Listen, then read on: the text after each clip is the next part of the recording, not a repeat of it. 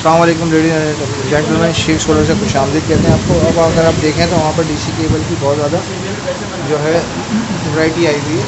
हमारे दोस्त हैं हसन जो हैं बहुत सारी वैरायटी रखते हैं हर तरह की, जो बाहर की केबल डीसी अब आप देख सकते हैं। अच्छा नहीं कहते हैं उसका केबल है ना, ये 4 कोर 35 mm 35 mm का केबल भी आपको यहाँ मिलेगा। और वो वाला वो 10 mm 4 कोर है। और थोड़ा सा बता दो कौन कौन से अवेलेबल हैं ताकि फिर मेरे पास 3 7 और 30 के सब अवेलेबल होते हैं। और सिंगल कोर 4 mm ज़्यादा डीसी वायर भी होते हैं। हाँ डीसी में वायर की होती है। डीसी में कौन कौन सा में 2 कोर 10 mm है मेरे हाथ में, बाहर का इम्पोर्टेड है। यानी कि आपके पास 2 mm 4 mm 6 mm 8 mm 10 mm 12 mm 16 mm 35 mm तक होते हैं। अवेलेबल होते हैं। ठीक है, माशाल्लाह बहुत अच्छा वैरायटी ऑफ इम्पोर्टेड तार होते हैं। If you are going to purchase then you can give me a call for that, right? And here is my number 03168049 789।